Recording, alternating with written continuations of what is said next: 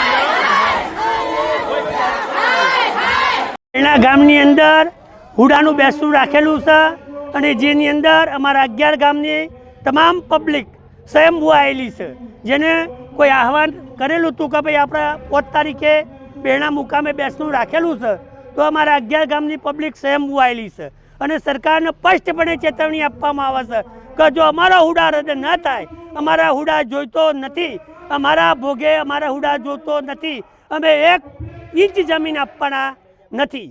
સરકારને જે કરવું હોય કરવાનું, ગોળીઓ મારા તો અમે ખાવા માટે તૈયાર છીએ, પણ અમારી જમીન અમે બચાવવાના છીએ. જય હિન્દ, જય ભારત. આજની સભા અમે શ્રદ્ધાંજલિ આપવા માટે ભેગો થયો છીએ અને હુડો તો હતા આગામી નહીં જ રહીએ. અમારા 11 ગામો છે, એ વખતે મારા બાપ દાદાની મિલકત નથી, તે અમે છોકરાનું પાહેર દૂધ નથી આવ્યું અને અમે જમીન ભેગી કરી છે. એ મારા બાપની મિલકત છે, તેઓને લેવા દેવું નહીં, લેવા દઈએ નહીં, લેવા દઈએ. આગળ શું કરશો તમે? આગળ શું કરીશું? આંદોલન કરશું, વત્તા અમે જેલમાં અમે જશું. ભાઈઓ છે તો અમે જવાનો, પણ હુડો નહીં છોડીએ. લીલાબેન, મારું નામ લીલાબેન છે. જય હિન્દ. મારા બાપાની જમીન નથી, તે લેવા આવ્યા છે કોઈ. અમારું કેટલું દુઃખ પૈસાવાનું, છોકરાનું રોટલા જ ખાતા અને બીજી વોઈગો જમીન ભેગી કરી છે. એ મારા બાપાની છે, તેઓ ના લ્યું. જય હિન્દ, જય ભારત. કેટલી જમીન જાય છે તમારી? અમારી 2 એકર 80 ગુંઠા. દશેરાના દિવસે જે હુડાસુરનું દહન કર્યું હતું એનો બેસનાનો કાર્યક્રમ બેરણા મુકામે 11 ગામે ભેગા થઈને અમે રાખ્યો હતો. આજે બેસનામાં મહિલાઓ અને પુરુષો 11 ગામની મોટી સંખ્યામાં ભેગા થઈ અમે બધાએ હુડાના છાજિયા પણ લીધા. આ છાજિયા એટલા માટે છે કે હુડા જવાથી અમને બહુ મોટું નુકસાન જવાનું છે, તેનું દુઃખ પ્રગટ કરવા, એનો ખરખરો કરવા માટે આજે અમે સૌ અહીંયા ભેગા થયા છીએ અને આગામી દિવસોમાં અમારા આંદોલનને થોડું જલદ બનાવવા અમે મુખ્યમંત્રીશ્રી અને ધારાસભ્યશ્રી સૌની આગે અમારી માગ મૂકી આવ્યા છે, પણ અમારો અવાજ સાંભળવા માટે તૈયાર નથી.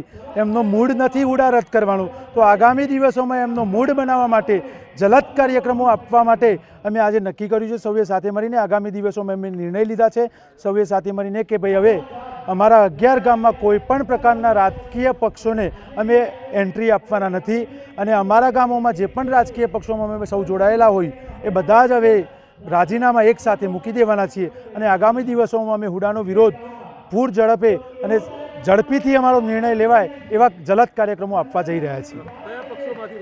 દરેક પક્ષો, રાજકીય કોઈ પણ પક્ષ હોય એમાં અમે જ્યાં સુધી અમારો મુદ્દો સોલ્યુશન નહીં આવે ત્યાં સુધી અમારી રણનીતિ મુજબ અમે કોઈ જ રાજકીય પક્ષને અમારા ગામોમાં પેસવા દેવાના નથી.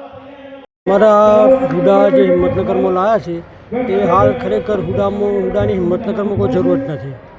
હાલે એટલા બધા પ્લોટો ખાલી છે હજી અને એટલો બધી મોટી ઇન્ડસ્ટ્રી હિંમતનગરમાં છે નહીં.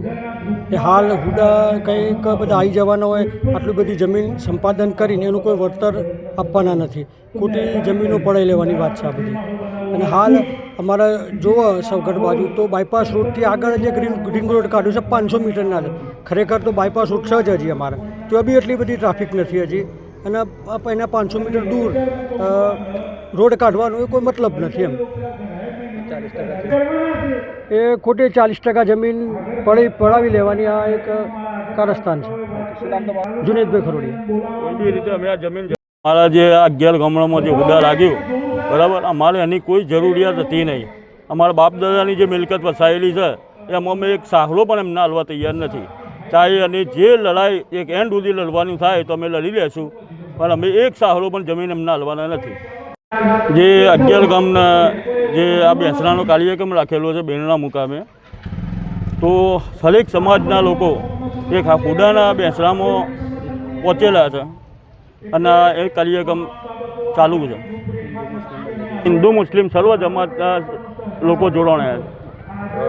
હુડા સામે બહુ વિરોધ છે, એમ કે કોઈ પેલી જ નથી, એમ કે લાવવું જ ના જો, હુડા એન્ટ્રી જ ના હોવો જોઈએ હુડાની અંદર.